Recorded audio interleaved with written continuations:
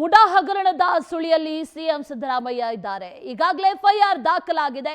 ನಾಳೆಯಿಂದ ತನಿಖೆ ಶುರುವಾಗುತ್ತೆ. ನಾಳೆಯಿಂದ ತನಿಖೆ ಕೂಡ ಆರಂಭ ಆಗುತ್ತೆ. ಎಫ್ಐಆರ್ ಅನ್ನ ಈಗಾಗಲೇ ದಾಖಲಿಸಿದ್ದಾರೆ ಮೈಸೂರು ಲೋಕ ಪೊಲೀಸರು. ಅಧಿಕೃತವಾಗಿ ತನಿಖೆಗೆ ಸಜ್ಜಾಗಿದ್ದಾರೆ ಲೋಕಾಯುಕ್ತ ಪೊಲೀಸರು. ಸಿದ್ದರಾಮಯ್ಯ ವಿರುದ್ಧ ಈಗ 4 ತಂಡಗಳು ಸಜ್ಜಾಗಿದೆ. 4 ತಂಡಗಳನ್ನ ರಚಿಸಿ ಜವಾಬ್ದಾರಿಯನ್ನ ನೀಡಿದ್ದಾರೆ ಎಸ್ಪಿ ಉದೇಶ್. ಸಿಎಂ ಸಿದ್ದರಾಮಯ್ಯ ವಿರುದ್ಧದ ಮುಡಾ ಹಗರಣಕ್ಕೆ ಸಂಬಂಧಪಟ್ಟಂತೆ ತನಿಖೆಗೆ ಈಗ 4 ತಂಡಗಳನ್ನ ರಚನೆ ಮಾಡಲಾಗಿದೆ. ತನಿಖೆ ಆರಂಭ ಆಗುತ್ತೆ. ನಾಳೆಯಿಂದ ಅಧಿಕೃತವಾಗಿ ತನಿಖೆ ಆರಂಭ ಆಗುತ್ತೆ. ಈಗಾಗಲೇ ಎಫ್ಐಆರ್ ಕೂಡ ದಾಖಲಾಗಿದೆ.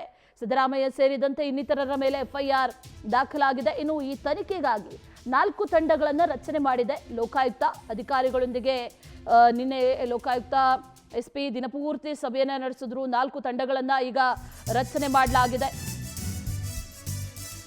ಮುಖ್ಯಮಂತ್ರಿ ಸಿದ್ದರಾಮಯ್ಯ, ಸಿಎಂ ಪತ್ನಿ ಪಾರ್ವತಿ, ಸಿದ್ದರಾಮಯ್ಯ ಬಾಮೈದ ಮಲ್ಲಿಕಾರ್ಜುನ ಸ್ವಾಮಿ ಹಾಗೂ ಭೂಮಿ ಮಾರಾಟ ಮಾಡಿದಂತ ದೇವರಾಜು, ಇವರೆಲ್ಲರಿಗೂ ಕೂಡ ಶೀಘ್ರವೇ ನೋಟಿಸ್ ಅನ್ನ ನೀಡಲಾಗುತ್ತೆ. ನೋಟಿಸ್ ಅನ್ನ ನೀಡಿ ವಿಚಾರಣೆಯನ್ನ ನಡೆಸ್ತಾರೆ ಪೊಲೀಸರು. ನಾಳೆಯಿಂದ ಅಧಿಕೃತವಾಗಿ ತನಿಖೆಯ ಅಖಾಡಕ್ಕೆ ಎಂಟ್ರಿಯನ್ನ ನೀಡಲಿದ್ದಾರೆ ಲೋಕ ಪೊಲೀಸರು. ತನಿಖೆಗಾಗಿ ಮೈಸೂರು ಲೋಕಾಯುಕ್ತ ಎಸ್ಪಿ ಉದೇಶ್ ಟೀಮ್ ಮಾಡಿಕೊಂಡಿದ್ದಾರೆ. 4 ತಂಡಗಳಾಗಿ ರಚನೆ ಮಾಡಿದ್ದಾರೆ. ಯಾರೆಲ್ಲ ಇದ್ದಾರೆ? DYSP Maltesh, Chamarajanagar DYSP Mathew, ಇವರೆಲ್ಲರನ್ನೂ ಕೂಡ ಒಳಗೊಂಡಂತ 4 ತಂಡಗಳನ್ನ ರಚಿಸಿ ಈಗ ಆದೇಶವನ್ನ ನೀಡಲಾಗಿದೆ. ಸಿಎಂ ವಿರುದ್ಧದ ಮುಡಾ ಹಗರಣ ತನಿಖೆ ನಡೆಸೋದಕ್ಕೆ ಲೋಕಾಯುಕ್ತ ಈಗ ಅಧಿಕೃತವಾಗಿ ಎಂಟ್ರಿ ಕೊಡ್ತಾ ಇದೆ. ಎಫ್ಐಆರ್ ದಾಖಲಾದ ನಂತರದಲ್ಲಿ ನಾಳೆಯಿಂದ ತನಿಖೆ ಕೂಡ ಆರಂಭ ಆಗುತ್ತೆ. ಹಾಗಾಗಿ 4 ಅಧಿಕಾರಿಗಳ ತಂಡವನ್ನ ರಚನೆ ಮಾಡಲಾಗಿದೆ ಅನ್ನುವಂಥ ಮಾಹಿತಿ ಲಭ್ಯ ಆಗ್ತಾ ಇದೆ. ಮತ್ತಷ್ಟು ಡೀಟೇಲ್ಸ್ ಅನ್ನ ನೀಡ್ತಾರೆ ನಮ್ಮ ಪ್ರತಿನಿಧಿ ಸುರೇಶ್.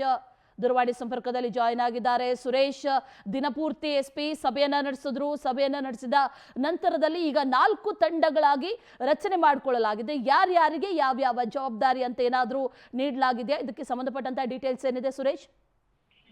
ಅಶ್ವಿನಿ, ಮುಖ್ಯಮಂತ್ರಿ ಸಿದ್ದರಾಮಯ್ಯ ಅವರ ವಿರುದ್ಧ ಮೈಸೂರು ಲೋಕಾಯುಕ್ತದಲ್ಲಿ ದಾಖಲಾಗಿರ್ತಕ್ಕಂಥ ಎಫ್ಐಆರ್ ಪ್ರಕರಣಕ್ಕೆ ಸಂಬಂಧಪಟ್ಟಂತೆ ನಾಳೆಯಿಂದ ಅಧಿಕೃತವಾಗಿ ಲೋಕಾಯುಕ್ತ ತನಿಖೆಯನ್ನ ಮಾಡೋದಕ್ಕೆ ಮುಂದಾಗ್ತಾ ಇದ್ದಾರೆ.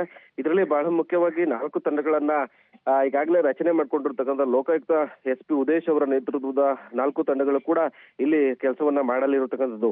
ಅಂದ್ರೆ ಒಂದೊಂದು ತಂಡಕ್ಕೂ ಒಂದೊಂದು ಜವಾಬ್ದಾರಿಯನ್ನ ಇಲ್ಲಿ ಹಂಚಿಕೆಯನ್ನ ಮಾಡಲಾಗುತ್ತೆ. ಅಂದ್ರೆ ಬಹಳ ಮುಖ್ಯವಾಗಿ ಮೈಸೂರಿನ ತಾಲೂಕು ಕಚೇರಿಯಲ್ಲಿ ಜವರ ಉರ್ಪು ಲಿಂಗ, ಅಂದ್ರೆ ಭೂಮಿಯ ಏನು ಮೊದಲ ಮಾಲೀಕ, ಅಂದ್ರೆ ಹರಾಜಿನ ಮೂಲಕ ಖರೀದಂತ ಭೂಮಿಯ ಮಾಲೀಕ ಏನಿದ್ದಾರೆ ಲಿಂಗ ಅವರ ಭೂಮಿ ಹೇಗ್ ಬಂತು ಅಂತ ಹೇಳಿ ತಾಲೂಕು ಆಫೀಸಿಂದ ಡಾಕ್ಯುಮೆಂಟ್ ಅನ್ನ ಪಡ್ಕೊಳ್ಬೇಕಾಗತ್ತೆ. ಅದಾದ ಬಳಿಕ ಸಬ್ ರಿಜಿಸ್ಟರ್ ಆಫೀಸ್ ಡಾಕ್ಯುಮೆಂಟ್ ಅನ್ನ ಪಡ್ಕೊಂಡು ಜೊತೆಗೆ ಮೈಸೂರು ನಗರಾಭಿವೃದ್ಧಿ ಪ್ರಾಧಿಕಾರದಲ್ಲೂ ಕೂಡ ಡಾಕ್ಯುಮೆಂಟ್ ಅನ್ನ ಪಡ್ಕೊಳ್ಬೇಕಾಗತ್ತೆ. ಜೊತೆಗೆ ಯಾವ್ಯಾವ ಹಂತದಲ್ಲಿ ಕೈ ಬದಲಾವಣೆ ಆಗಿದೆ, ಜೊತೆಗೆ ಇಲ್ಲಿ ಭೂಮಿಯ ಅನ್ಯಕ್ರಾಂತ ಯಾವ ರೀತಿ ಆಗಿದೆ, ಈ ಎಲ್ಲಾ ಡಾಕ್ಯುಮೆಂಟ್ ಗಳನ್ನು ಕೂಡ ಪಡ್ಕೊಳ್ಬೇಕಾಗತ್ತೆ. ಹೀಗಾಗಿ ಒಂದೊಂದು ತಂಡಕ್ಕೂ ಒಂದೊಂದು ಜವಾಬ್ದಾರಿಯನ್ನು ಕೂಡ ಇಲ್ಲಿ ಹಂಚಿಕೆ ಮಾಡಲಾಗುತ್ತೆ.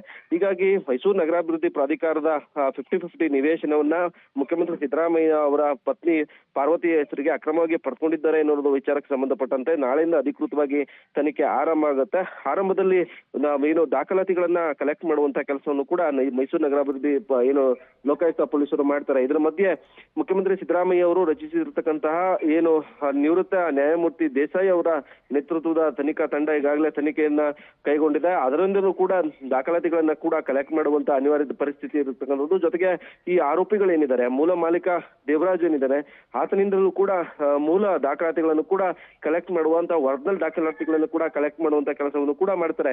ಈ ಎಲ್ಲಾ ಡಾಕ್ಯುಮೆಂಟೇಶನ್ ಗಳನ್ನ ಕೂಡ ಮಾಡಿಕೊಂಡು ಅದಾದ ಬಳಿಕ ಈ ಮುಖ್ಯಮಂತ್ರಿ ಸಿದ್ದರಾಮಯ್ಯ ಅವರ ಪತ್ನಿ ಹೆಸರಿಗೆ ಬಂದಂತಹ ಯಾವ ಮಾರ್ಗ ಏನಿದೆ ಅಲ್ಲೇನಾದ್ರೂ ಲೋಪಗಳಾಗಿದ್ರೆ ಯಾವ ರೀತಿ ಲೋಪ ಆಗಿದೆ, ಇವೆಲ್ಲ ವಿಚಾರಗಳನ್ನ ಮುಂದಿಟ್ಕೊಂಡು ತನಿಖೆಯನ್ನು ಮಾಡೋದಕ್ಕೆ ಮುಂದಾಗಿದ್ದಾರೆ Ashwini. Okay Suresh, thank you ಡೀಟೇಲ್ಸ್ಗೆ.